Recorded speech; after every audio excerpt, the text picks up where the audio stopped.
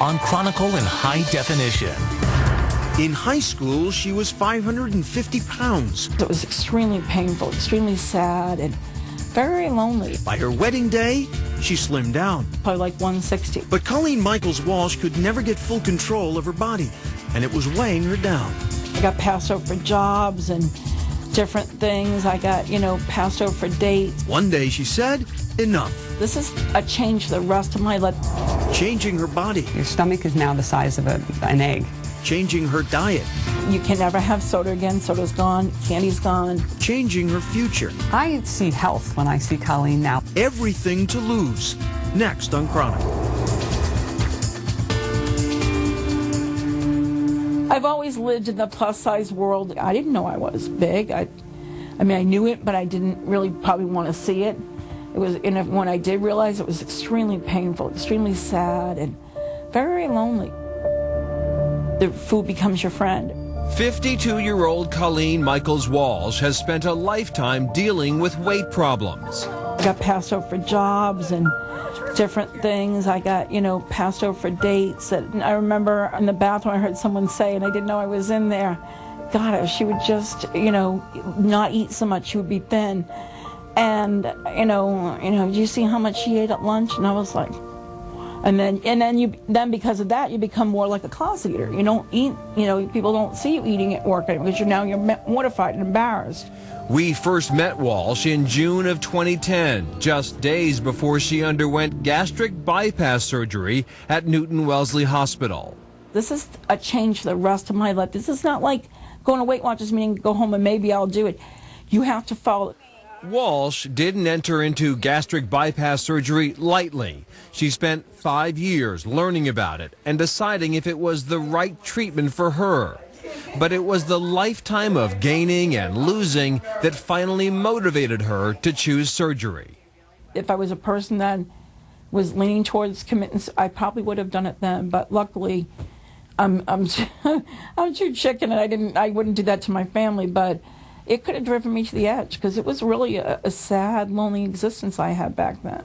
Walsh first tried to get control of her weight in high school. On her graduation day, she was 550 pounds. I don't think I ever did dieting. I think I did that when I graduated, which was like 1977. So from 77 to 1982 is when I went from 550. At that point, I went to 140.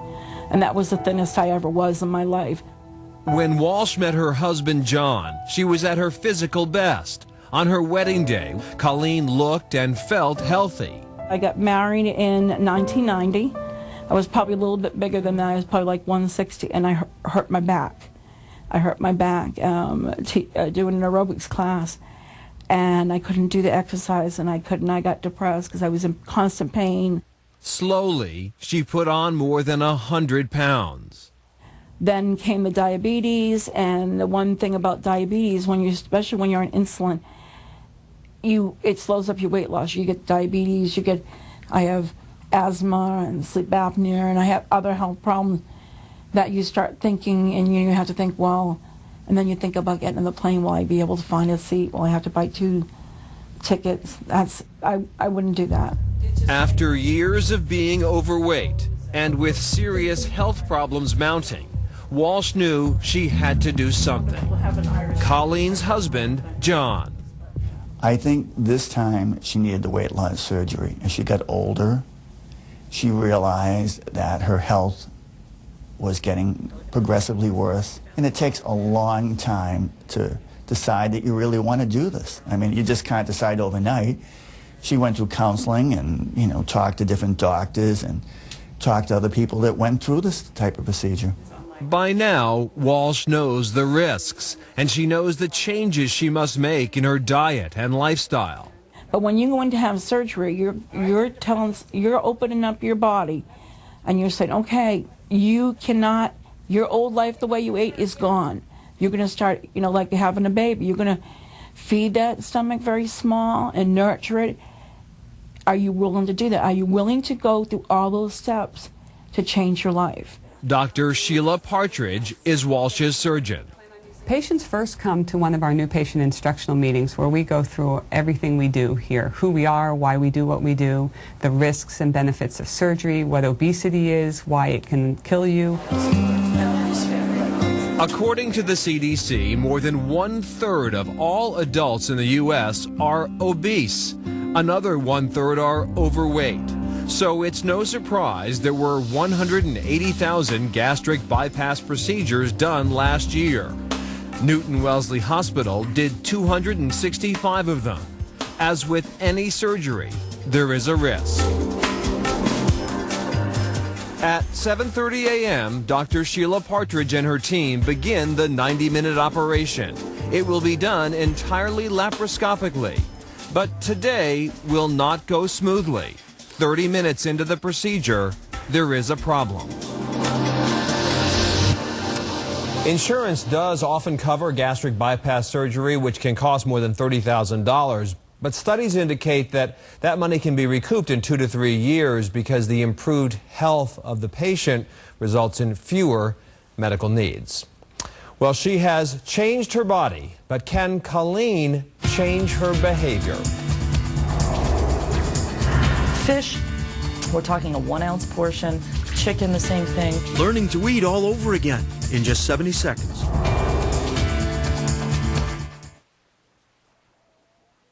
Gastric bypass is an inherently complicated operation. The patients are severely overweight and dealing with many other medical problems. In Colleen's case, a procedure that would normally take 90 minutes is taking twice that time. What we were talking about with the pressure is her breathing isn't as good with the air or the CO2 in her abdomen, so we have to turn the pressure down so that Deborah can ventilate her better. Because they are obese and they have all the medical problems, it makes any operation they're going to have, whether it be their appendix or their gallbladder, much more serious and dangerous. And that's part of the reason why they come to us and need this operation, so that their life-threatening conditions are mitigated. Gastric bypass surgery reduces the size of the stomach, so a person can't eat as much. It also shortens the length of the intestines so that the body doesn't absorb too many calories. New studies show gastric bypass might also normalize blood sugar levels, helping people like Colleen cure their diabetes. 2.5 hours after the operation began, Colleen is wheeled into the recovery room. This is where the hard part begins. She must relearn how to eat. I equate it to bringing home a new baby. That new baby is your stomach, and it's a very small capacity, and you really won't have any idea of what you'll tolerate. Hydration is key, small portions on the order of 1 ounce. Your stomach is now the size of an egg. So it seems amazing to go from eating large portions of food to eating something every 2 to 3 hours that's liquid. Her re-education at Newton-Wellesley's Center for Weight Loss Surgery is comprehensive. There are support groups, lots of reading, and meetings with doctors, nurses, and nutritionists. And of course, meal planning. The meals for the first week are you have your shakes, and then you have a series of different foods that you blend and puree. At her 1-month appointment with Dr. Partridge, Walsh's hard work is evident. Hello. Hi, Dr. Partridge. How are you? Good. Welcome back. Thank you. So, 1 month? 1 month. You making it? I'm making it. Okay. I'm doing it. Your weight is down almost a pound a day. Yay. In fact, a little bit more than that. 32.5 pounds. Pretty good. Your meds, as you see, the diabetes is significantly improved, much less Lantus off of the other meds. Perhaps the toughest adjustment for Colleen, many of her favorite foods are banned. You can never have soda again. Soda's gone. Candy's gone. Anything high in carbohydrates. But when you look on the other side, I mean, I love fruits, vegetables, all those things. I eat them every day now. With the doctor's approval, Walsh carefully begins an exercise program, and she continues to add new foods to her diet, not always successfully. Yesterday I had a problem, like I told you I was using the cheddar broccoli, and maybe it was too heavy, but And I find if I don't really slow down, like you told me, put the spoon down in between each bite and, you know, take it slow. I think, I don't know what you call it, but I got excruciating pain in my stomach, which is probably dumping syndrome. If you sit down, you're uncomfortable. You lay down, it's even worse. And you just, please just let this pass. There were times when she threw up and in the middle of the night, she in pains and, you know, saying, oh, I can try this, and it's not as bad, but it is bad, and she learned the hard way. Fish, we're talking a 1 ounce portion. Chicken, the same thing. At each appointment, her weight is monitored, and she discusses food options with a nutritionist. And she's learning how to enjoy dining out again. And I've learned to do like soups when I go out and appetizers, and I generally bring food back, and I will sometimes tell the wait very carefully why I'm only eating a small amount, and most restaurants are very accommodating. 3 months since the operation, Walsh continues her dramatic weight loss. She's down 60 pounds. You eat now to live, you don't live to eat. And the food is important to keep you healthy. It's not a vice. You know, do I still have some of those old feelings? Absolutely. Will they ever go away? I don't know. But each day I get healthier, I get better. And I know if I do all the things I'm doing right now, that long term I will be a success and I won't have the health issues I have now. Just days before the December holidays, Colleen comes in for her 6-month checkup. Even more important than the amazing weight loss of 96 pounds is the progress with her diabetes. She's still the energetic, vivacious person, but she can breathe well. She's not going to die young of diabetes if she continues to maintain her habits. And she is amazingly happy.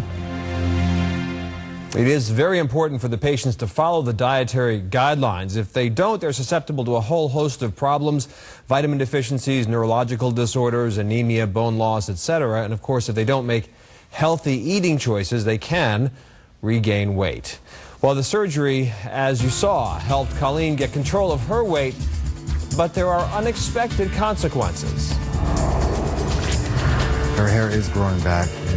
Already I can see it. Adjusting to her new body and a 9-month checkup. I've lost 130 pounds. We first met Colleen 9 months ago. In that time, she's undergone serious surgery and made major changes to her lifestyle. It is a radical transformation, and she's not done yet.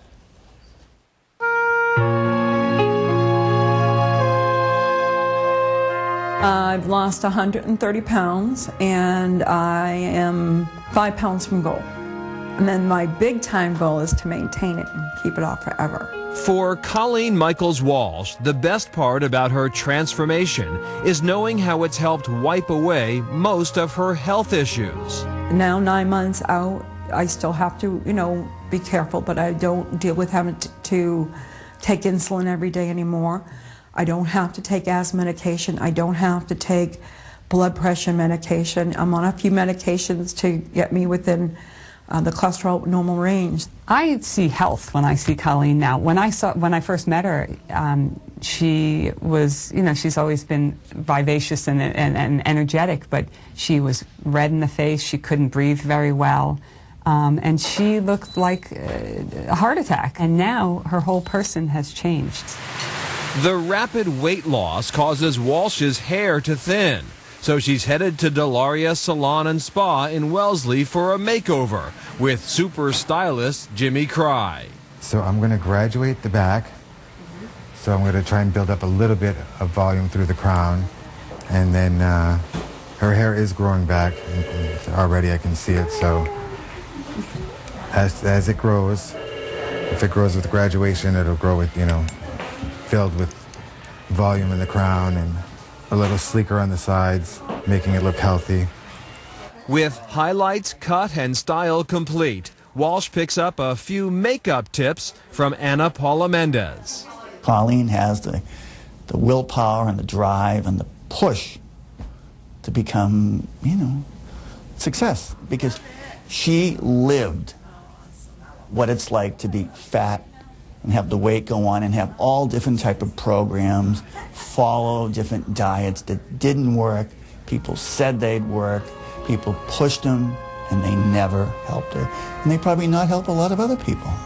And this is the only one that you can really say she really was a success. I did it to save my life. I did it because I didn't want my family and my husband to have to see me go through diabetes as I aged. And I tried everything. I did. Before I knew it, I was taking this new journey, my new healthy journey, and 9 months later, I'm a healthy individual with a bright, bright future to do anything I really want to do.